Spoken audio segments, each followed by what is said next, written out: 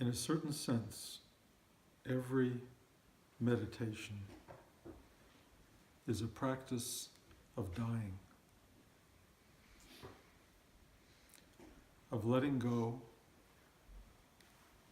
of all of your attachment to the world, to your body, to your story, and to yourself. It's an opportunity to truly surrender you to something greater.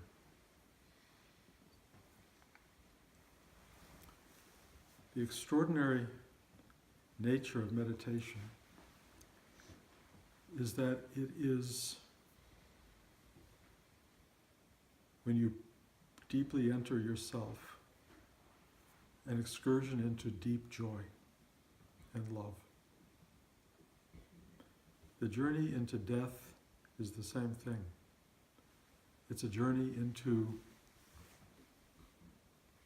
your very being.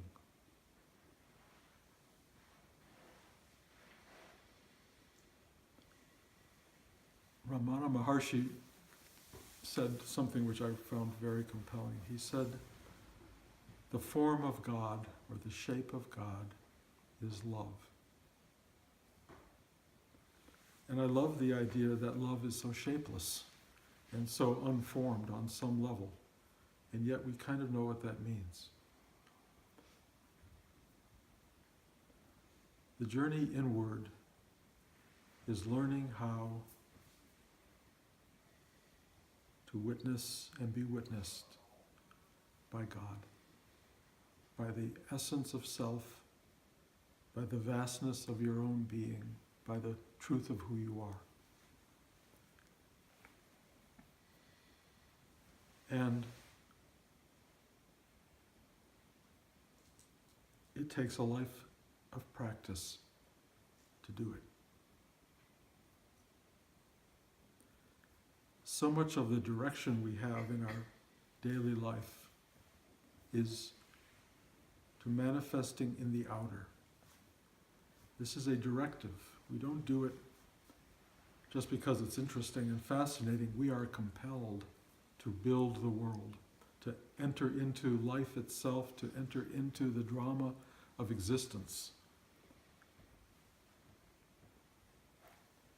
We seem to be created for that shaping the world, filling space, dominating time is what we are about. And yet, the very forces that manifest in life are arriving from this extraordinarily deep and powerful space of our own truth and being. We are, to the best that we can hear and listen and obey, being directed into life itself. We are here for a reason. We are here to function. We are here to construct, to build, and to shape love into form, into God's presence. That's what we're here for. And the incredible dynamic at play here, which is so complicated, is that it is possible, not only possible, almost programmatic, that we forget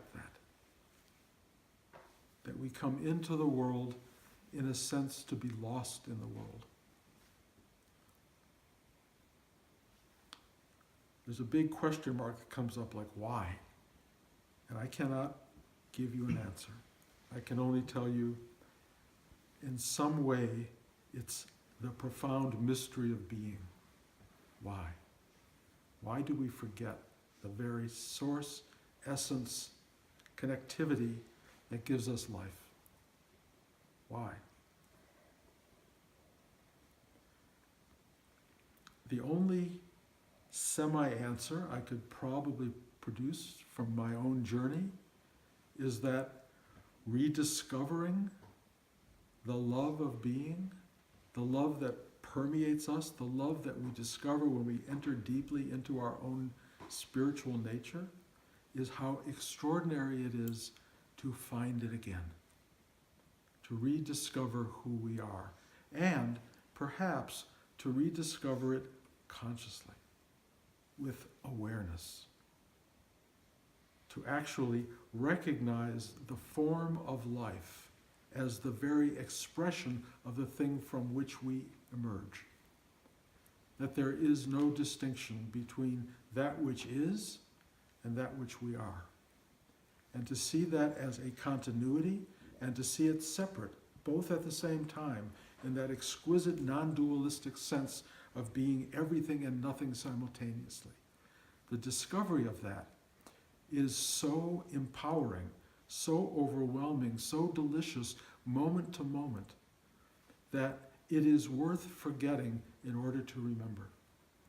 And the journey into remembering is why we're here.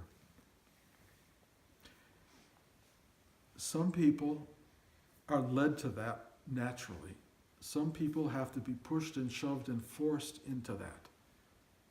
The mechanisms of the world are very powerful. They're very directive.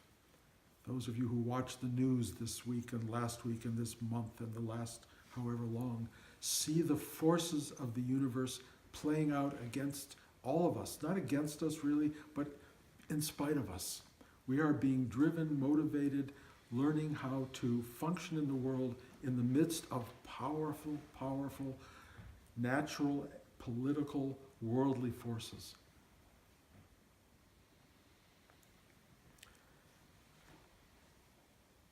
To learn to sit still in the midst of all of that noise, all of that drama, all of that magnitude of expression, to just sit down in the middle of it and just go,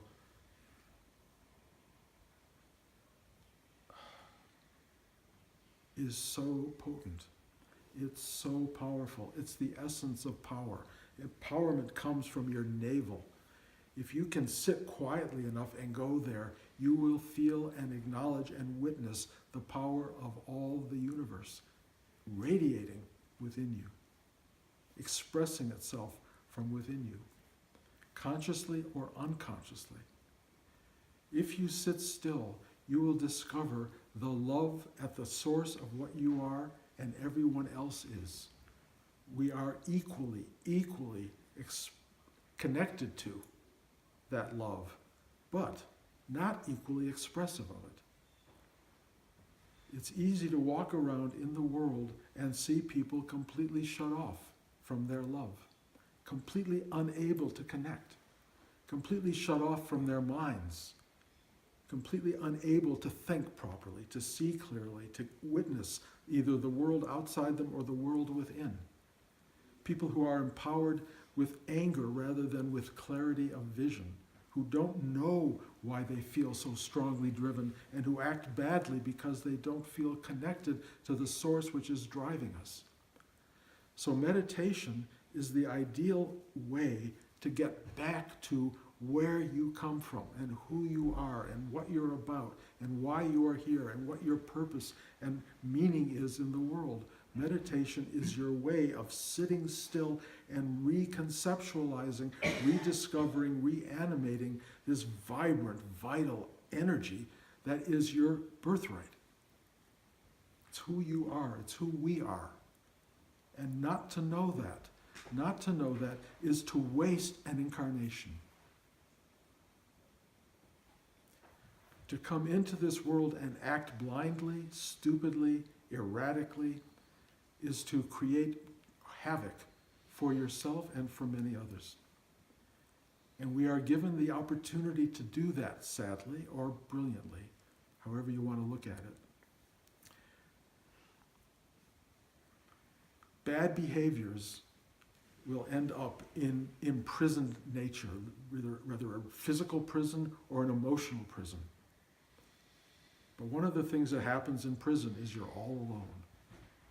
And either you start to become aware of yourself in that prison, and you start to become aware of nothing else out there interacting with you, and you've got to do this work, or you become someone who breaks their fists against the wall. That's your choice. But what we're all trying to do in a spiritual meditative sense is to move beyond our own internal prisons, to find the simplicity that expands us into something that cannot be held by walls or bars or any kind of containment. We are absolutely, infinitely vast, eternal, timeless, endlessly flowing beings. And when you start to touch that, when you start to open to that, there is a wild joy of being. Wild joy.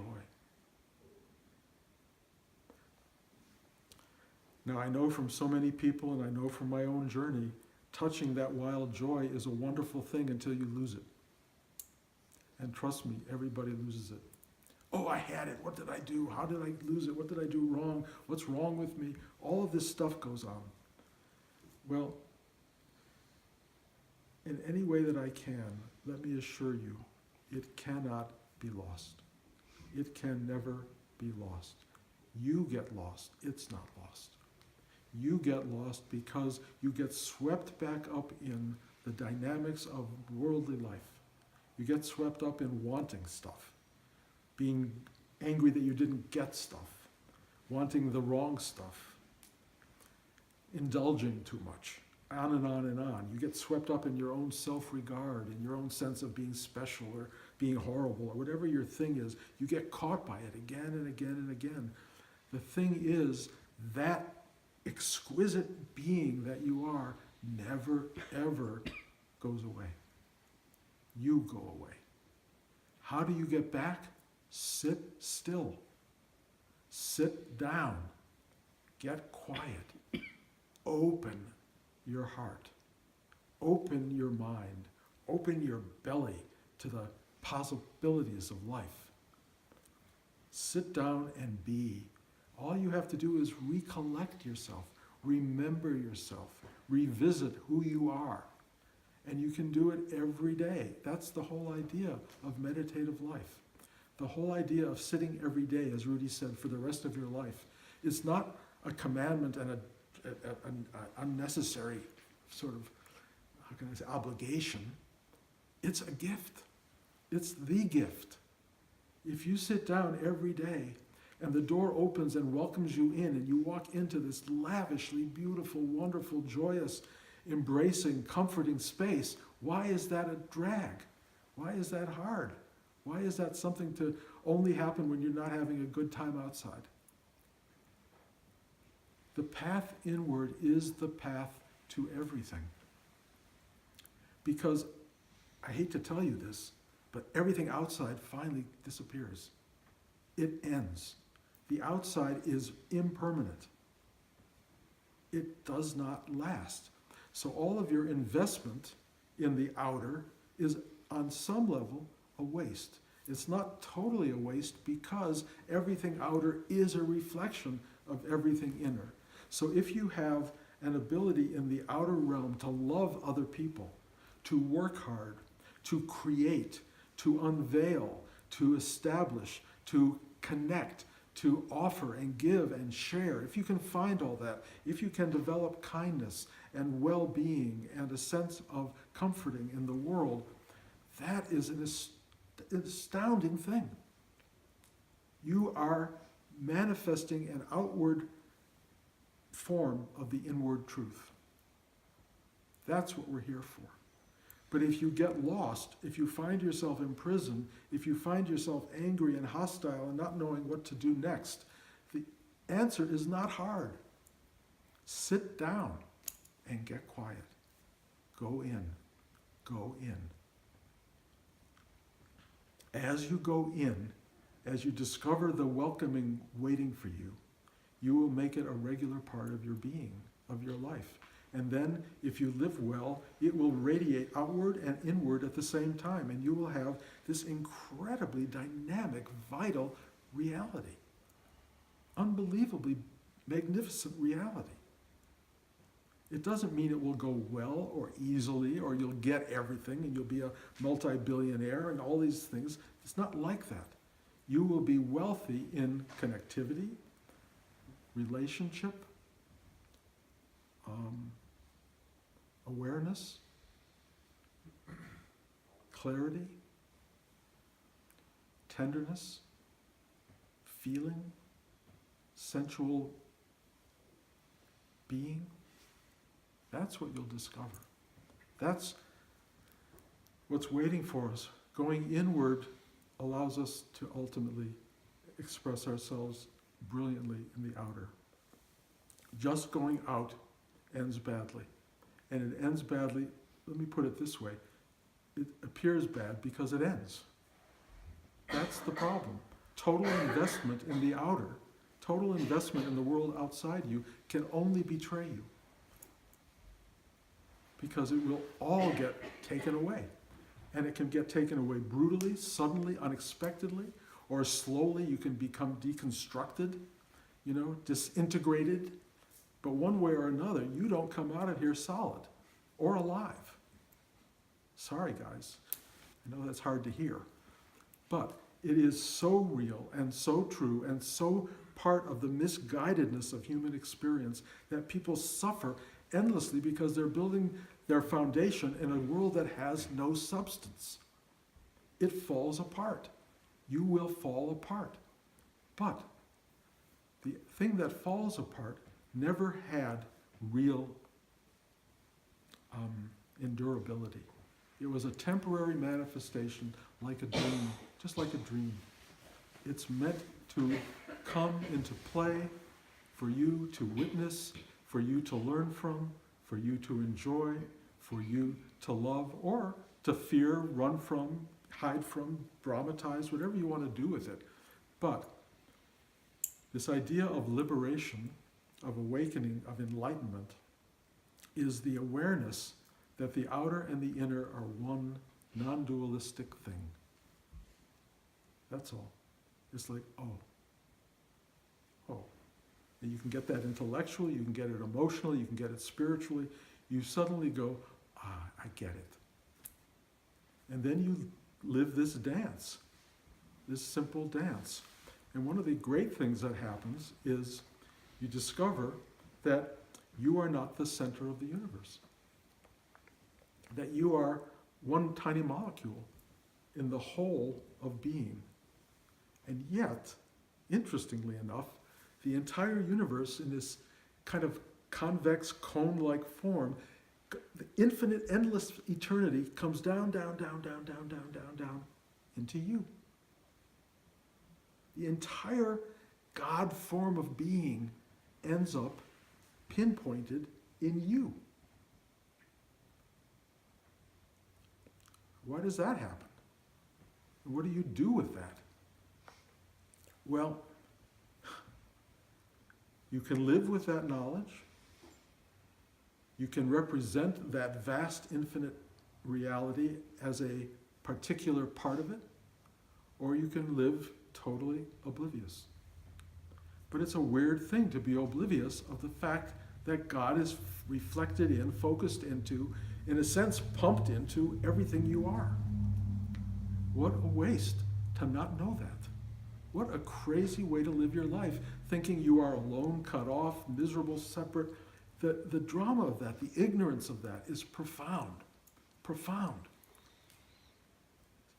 The simple act of sitting still, if you can get to stillness, which is hard, but sitting long enough you will, when you get to stillness, you go, oh, you see the cone, if you want to call it that, the vortex that lifts you up into infinite time, space, and beyond.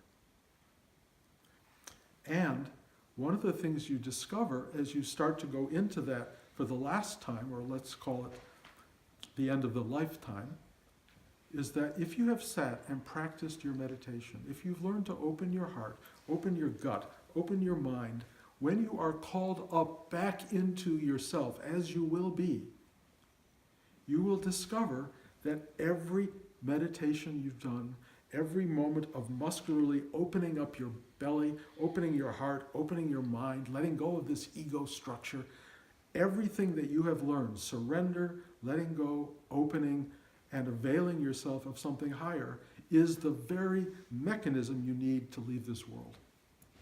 You will have been practicing dying from the very minute you started sitting down and doing your meditation. You will have practiced letting go of the illusory sense or the impermanent sense of being as you move back into that which is unendingly real and permanent. It's the ride we're on. We're on it. You guys, for some reason, have come here to practice that in a collective environment. That's very remarkable, to have a whole group of people all sitting, practicing dying together. I mean, it's a terrible tag for it, practicing dying. I mean, I will try to change that, but let's put it practicing living, or practicing transcending, or practicing how to finally be where you are. Because so much of the suffering we experience is not being here. It's being in, what was, should have been, would have been, might be, will be, could be. All of those other places that are mindful events, but not ever rising to the occasion of this very moment. This moment is everything. This moment is everything. And if you sit in this moment and you just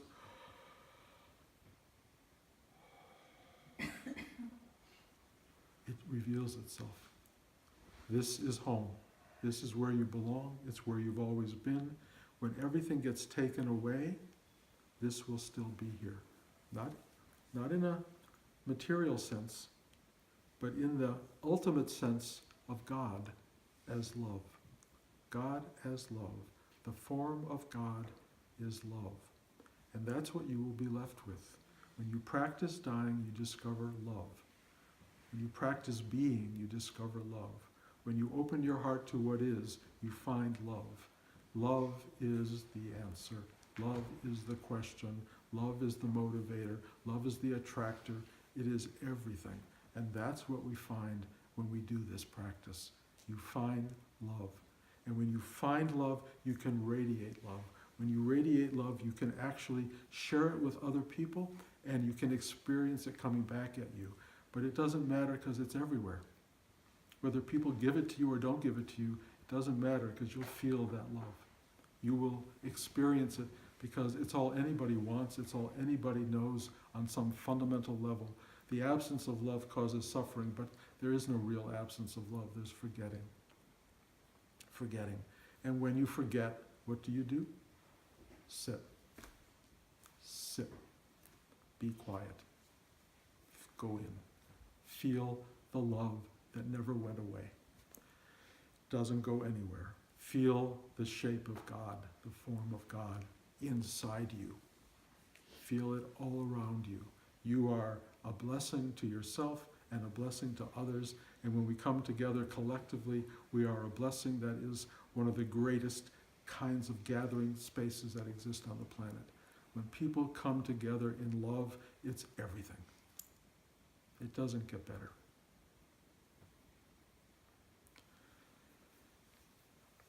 So, thank you for gathering. I know what it takes to get here. I know what it means to come together. Nobody comes to Big Indian. I've said this every time I teach here. Nobody comes here easily. It's an effort, but it's a worthy effort. The effort itself is an act of love. The effort to be here, to be collectively in a space of opening to the what is remarkable because each one of us cross-pollinates with each other and we share this experience and we help each other become better at it. The drive here is as important as the being here. The collecting together is as important as what happens when you separate.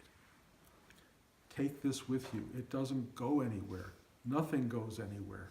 It's always present, always present.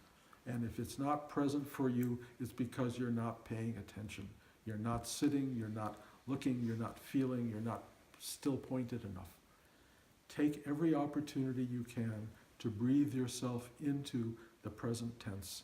And the present tense will offer a presence that will fill your life. That's what we're here for. So, thank you for making the effort. I am profoundly grateful. The energy that comes through me is nothing but love, and it loves you.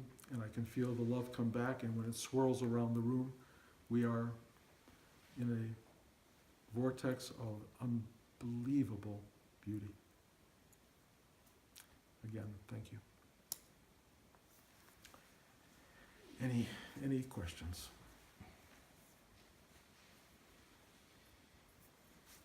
I haven't got a question, but last night, just like that moment when you go, okay, now I'm gonna go to sleep. I was actually, a part of me was trying to talk myself out of not coming. Like, I felt how hard it was, like the way you talk, but I'd never felt it before, but I could feel how hard it was. But then I just said, well, I have tomorrow morning to think about it, so I'll do the, Scarlet O'Hara and wait. And in the morning, it just didn't enter my mind until I was driving. Too late. Huh? It was too late. Right. And so I'm like, wow, my leg hurts, and then sitting here this time, this was so powerful. It just, this sounds weird, my eyeballs were like in my head, shaking. Let me just say a few things. It's getting more powerful for all of us. I am witnessing levels of expansion that I never understood before or knew about. I believe we all head in that direction, that I might be at the head of the line carrying a flashlight for this particular group, but in no way am I different or other than anybody here. We're all on the same path, every one of us. This is real, this is profound, and the thing you're talking about, which Rudy labeled and many other people do, resistance, comes up endlessly in relationship to that, to this idea of letting go of the illusion. We resist it like mad. It's human nature to fight it. And the only way to overcome it is discipline. Discipline means you don't think about it, you just do it. Meaning what? Sitting or coming to the class. Whenever I felt in the old days that I wanted to skip one of Rudy's classes, I couldn't do it. If I didn't think about it and it just happened, that was kind of okay. Right. But if I thought about skipping it, that was always like, you have to go. And every time I would go on those days, the best classes ever. Because the resistance was broken down, it was overcome. And the part of me that was undefined as a kind of wish and a hope and a reaching, that thing in us, the love in us, started to become more powerful because it was engaged and because I gave myself over to it rather than running into the weakness of me that wanted to hide or go to the movies or whatever one wants to do other than sit and meditate or be in a class and work, as we call it. But the opportunity to do this, when something in you starts to spark at it big enough that it will go, no matter what you think or say or your mind tells you, you just go, I'm going. Just do it. The just do it is you've already won. And the discipline to just do it. I talk about this a lot. People who go to the gym when they think about it, for the first week are good. Second week, third week, then hardly, maybe once a month. And they still walk around like, wow, look what I'm doing. You're doing nothing. It's nothing. People who have meditation once a month or once or twice a year, it's nothing. It won't do it. It's a waste. It's not a waste, but it's meaningless. People who tell somebody, I love you once a year on their birthday. What does that mean? It's bullshit. Really, and people do it all the time. We live bullshit lives, really. The truth is, it has to be an emanation that occurs as an ongoing truth, and you have to be willing to go against your lazy instincts. All of us do. And if you don't do that, it won't happen. The only reason I'm sitting here talking to you is because Rudy said to me 50 years ago, you have to sit every day for the rest of your life, and I did.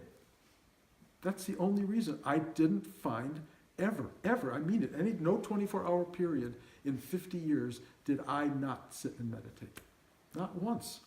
I was religious about it, disciplined about it, and it allows me to have a structure and a fullness of expression that comes from just having done that. It gave me a career. It gave me a family, a marriage, a 50-year marriage almost. I mean, these are things that happen not by chance. They don't just, take place. It's a concerted effort that one makes in a disciplined way, and it pays off. The dividends of meditation on a daily basis are beyond understanding. But, there aren't that many people I know who do it. This is a collective group. I'm not going to point out anybody. I don't know who's sitting every day or not. But I know when I work with people in the room, the channels have gotten, whatever you want to call it, corroded. They're tight. They're not open. There's not a flow. And then there are other people, you go, it's just completely available. I am 100% non-judgmental. I love everyone in this room, and I will go into any channel that's obstructed for whatever reason and help free you, because that's what I do. And it's not what Bruce does, it's what I do. And it works. It works. And I work it because it needs to be done. That's what we're here for, to help each other through this crazy forgetting of who we are. Now I have a question. There we go. I asked for something this time when I sat down. Did that make a difference? Did it make a difference? You tell me. I'll tell you. I'll email you. Okay. There was nobody in this room that was not ultimately available to what was going on here. That's all I can tell you. Whether they asked for something or didn't ask for something, I have no particular interest in I it. asked for help. I didn't ask for something. Well, you were definitely receiving, let's put it that way. Okay. And so was everybody here. Some people were oceanic and some were more like Michigan, which is all good. It's all good, but there's variabilities. It doesn't matter. Mm-hmm. I don't care. I don't care if they take one sip and they're done. All I care about is there is this thing that comes through that wants to love and nurture and hold everybody and free them. That's all that this wants. And the loving energy of God, of being, is unknowable and beyond comprehension. But it is infinite, endless, and I know that. I know it because I sit here for 50 years and I am privy to that awareness.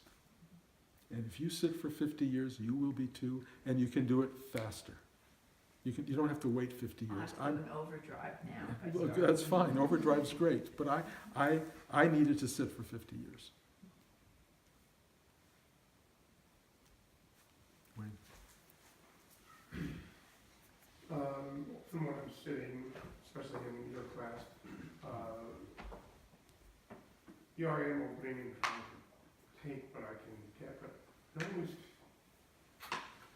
feel like it's coming through, but I'm not getting it, like in a mind, mental, like in this physical presence, but I feel like it's coming through energetically or spiritually, and I seem to feel very deep, but in my thinking mind, it does not always seem to be aware that that's something that's common.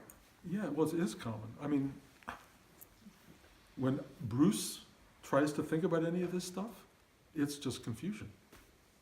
And, I sat down today, I had no clue how I was going to teach this class. I'm totally jet lagged from coming from Moscow, we just got here. I had no sleep last night. I said, I don't know what I'm going to do. And even in the middle of the night, I said, how is this going to happen? There's no way that it was going to work if it had to do with Bruce. But I just went, even in the middle of the night, I went, it's not in my hands, and I just sat down, and this thing finds its own voice. It's not Bruce's voice. It's its own voice. And the same voice will come out of you when it needs to be spoken, when it needs to be shared. I don't have a clarity about any of this, because how can there be clarity about something that is so unknowable? and yet it finds a way of speaking its truth. That's all I know. We don't have to walk around with some kind of brilliant construct that says, oh, this is how it is. Because people who do that are messing it up, you know? Because they're saying this is how it is. There is no this is how it is. It is endlessly changeable and infinite. There's no it. There's no words. So that's why it's so important to let go. That's why you let go. Everything that tries to label it, you go, nope, nope. Everything that wants to confine it, everything that wants to grasp it, you surrender. Again, these key words, surrender, let go. In the process of returning to the self, the death process, do not try to stop it with anything in the mind. Do not try to go, oh, I got that, oh. The minute you do that, you're lost in your own mental space. Let it go. Let everything go. Bit by bit by bit by bit. You just go, surrender, surrender. You will understand why this practice has been so valuable when the moment comes and this thing uplifts you into its true nature. Because you will watch yourself and you'll go, I know how to do this. I can do this. You go, you'll see your heart just expanding and you'll go, and then it goes more, and then it goes more, and you go, you can't even conceptualize, you can't give it a name, you can't talk about it, you don't want to think about it, you just let it happen, and it gets bigger and bigger and bigger. Clarity of what you're seeing becomes beyond belief. You are seeing into the infinite space.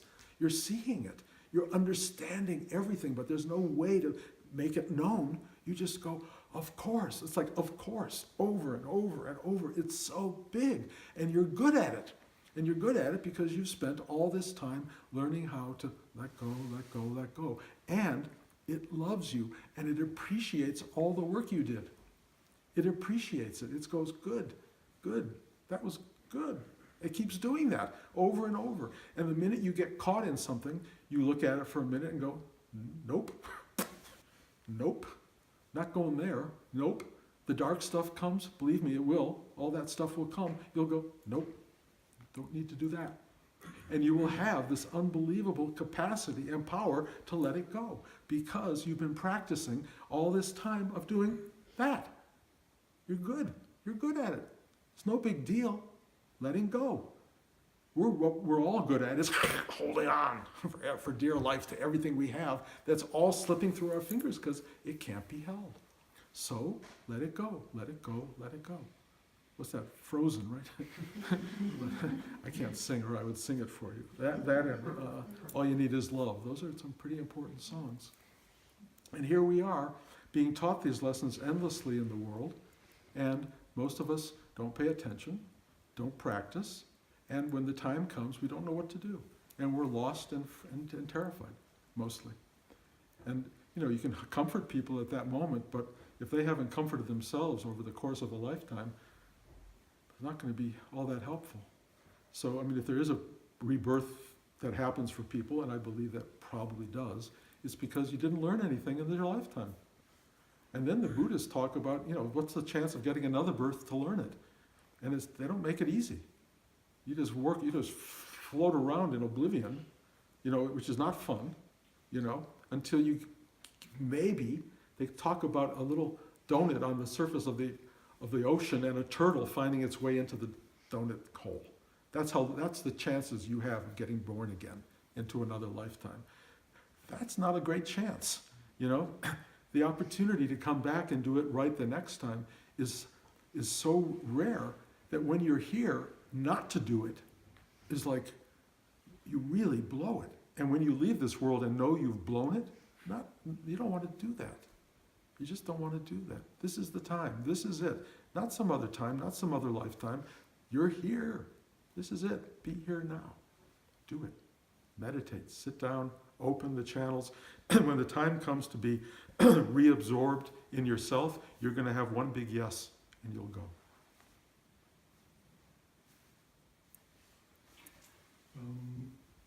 I think I live life for whatever reason from believing on some level in plentitude.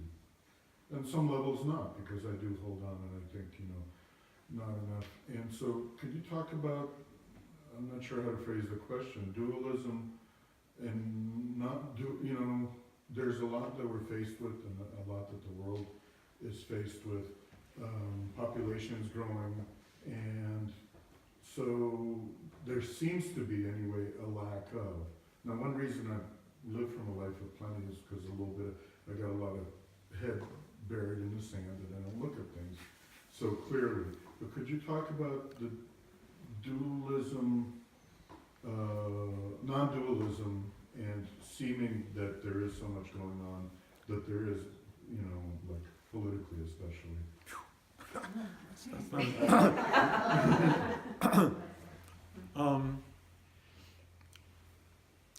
What is, when you truly enter, is always enough.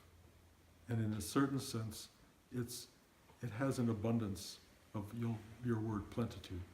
The what is of any given moment. The minute the mind enters the picture, there's never enough.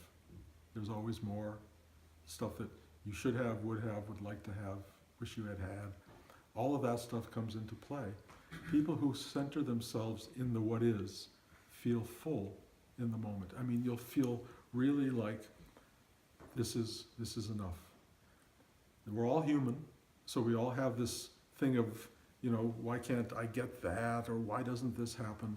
But what starts to occur for you as you get older and older is the stuff you had never really gave you all that much in the end. It often got broken, the car got smashed, things always happened, and you start to realize what really matters is who do you love. For me, you know, I've gotten to the level of grandchildren. You know, the grandchildren are everything on some level. You know, I hate to think of losing them, but I'm going to. But I have really come to this place of plenitude in knowing that I'm going to hug these little kids and I'm going to feel overexpanded with the love and gratitude of their being. It's really amazing. And they don't have to do anything. All they have to do is be, which they already are doing. I also start to feel the plenitude when and with you and everybody in this room. There's a plenitude of being. It's not having. I don't go home with you.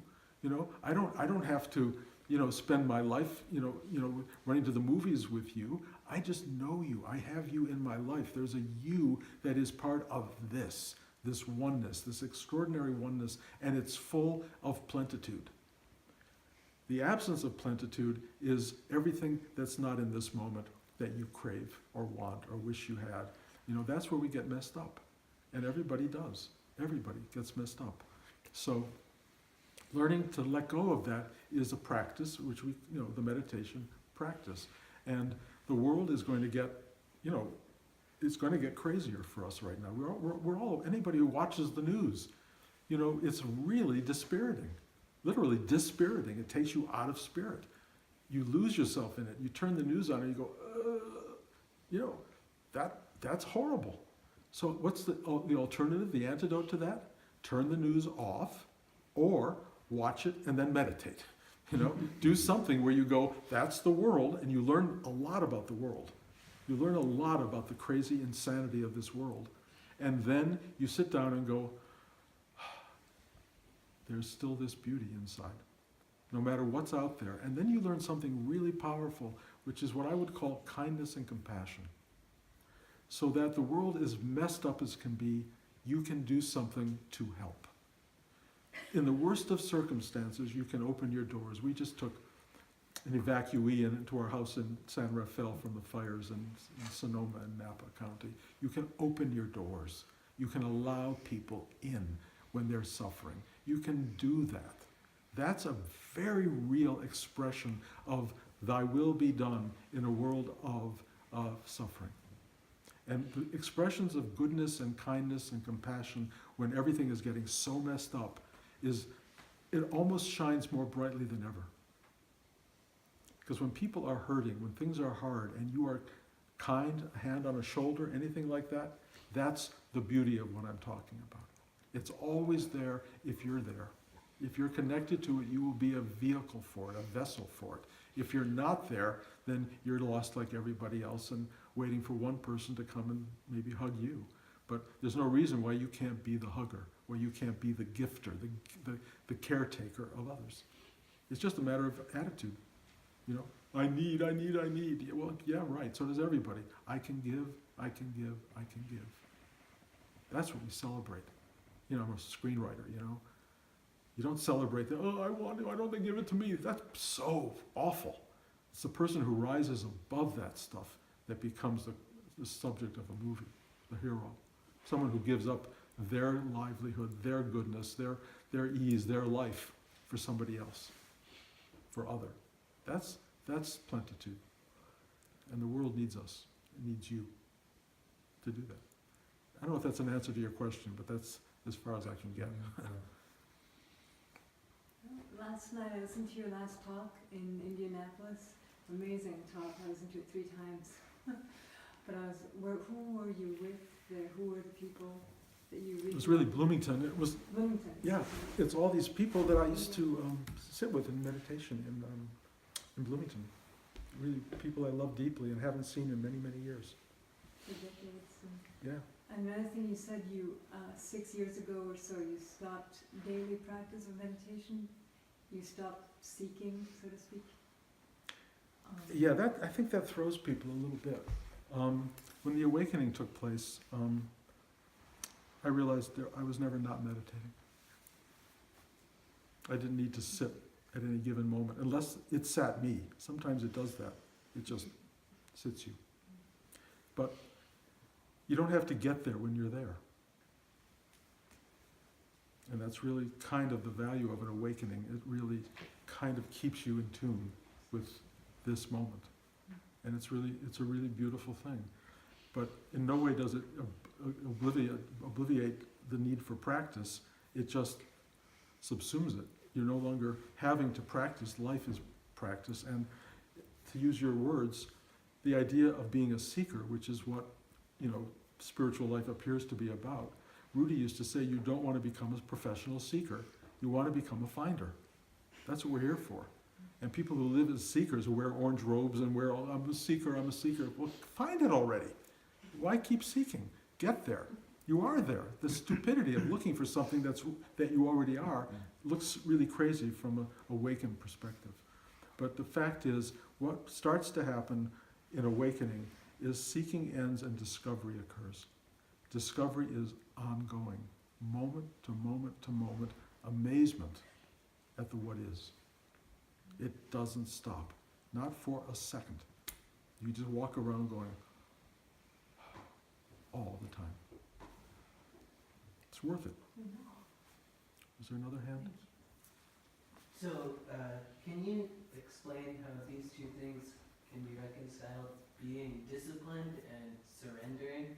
Because, say I set an alarm in the morning, I'm like, okay, going to meditate, and then I wake up, and then I feel really sleepy, so I say, oh, I should surrender to that. Well, you can surrender to the sleep, or you can surrender to the discipline, which says, no matter what, I'm getting up and doing this. Surrender is it's what you surrender to is kind of the problem, or the benefit. Surrender is letting go of the individual, ego-minded, personal desire over the larger global wish that exists within you. True surrender is letting go of you for something bigger, the you as an ego-minded person. That's really what surrender is. It's letting you evaporate. It's hard because it doesn't want to, but that's really what surrender is. Surrender is not giving in to ego. Surrender is saying, sorry, you're not going to win this one. Because the ego can't win in the end. It dies.